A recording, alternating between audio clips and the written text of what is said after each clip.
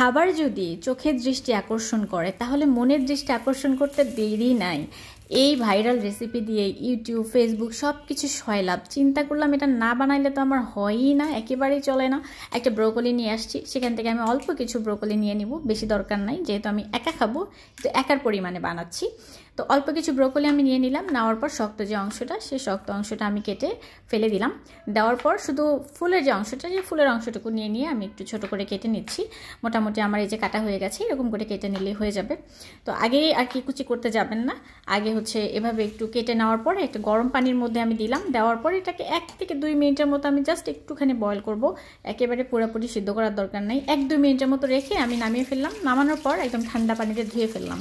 তো এতে করে হবে কি, মানে গরম অবস্থায় থাকলে যেমন কালারটা একটু চেঞ্জ হয়ে যেতে পারে, যে কারণে তাড়াতাড়ি আমি পানি দিয়ে ধুয়ে ফেলেছি যেন ঠান্ডা হয়ে যায়, কালারটা ঠিক থাকে। তো তারপরে যেটা করলাম, এরকম একটা ভেজিটেবল চপার নিয়ে নিয়েছি আমি। তার মধ্যে একটা পেঁয়াজ আমি ছোটো করে কেটে দিলাম, দিয়ে দিলাম হচ্ছে ধনেপাতা কুচি, দিয়ে দিলাম 3টা কাঁচামরিচ একটু ভেঙে ভেঙে দিয়ে দিলাম, তাহলে এটা কুচি করতে একটু সুবিধা হবে।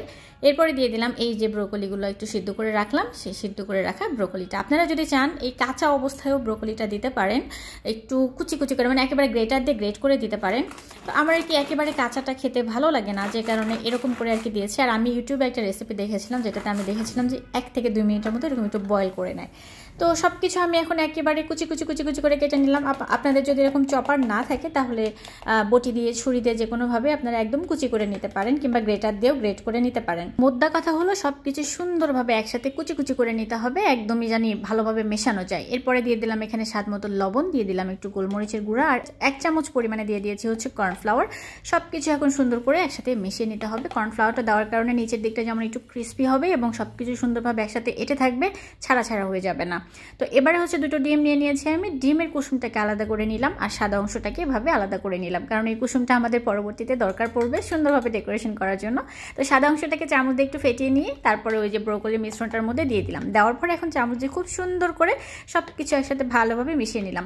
এবারে হচ্ছে ফ্রাই প্যানে আমি তেল দিয়ে দিলাম, বেশি দেওয়ার দরকার নেই, 1 চামচ কিংবা 1.5 চামচের মতো দিলেই হবে। তেল দেওয়ার পর এখন হচ্ছে চুলার আঁচটা মিডিয়ামে রেখে আমি ওই যে ব্রোকলির মিশ্রণটা সুন্দর মতো পাখির বাসার মতো করে দিয়ে দিলাম। মাঝখানে একটু গর্ত করে দিয়েছি, ঠিক ওই গর্তের জায়গাটাতে আমি এখন কুসুমটা দিয়ে দিয়েছি। কুসুমটা দেওয়ার পর উপরে দিয়ে দিলাম হচ্ছে গোলমরিচের গুঁড়া আর একটু, আর দিয়ে দিলাম হচ্ছে লবণ। তো এটা হচ্ছে উপরে ওই যে কুসুমটার জন্য, যেন সুন্দরভাবে ব্যালেন্স হয়ে আসে সব কিছুতে। তারপর নিচের পার্টটা যখন হয়ে যাবে তখন আমরা এটাকে উল্টে দিব। অবশ্যই তার আগে এটাকে ঢেকে দিতে হবে যেন সুন্দরভাবে কুক হয়ে যায়।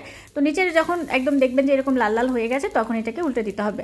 আর আপনারা যদি কুসুমটাকে কাঁচা কাঁচা খেতে চান তাহলে উল্টে দেওয়ার দরকার নেই। আমি কাঁচা কুসুম খেতে পারি না, যে কারণে উল্টে দিয়ে আমি 2 পাশ ভালো করে ভেজে নিয়েছি।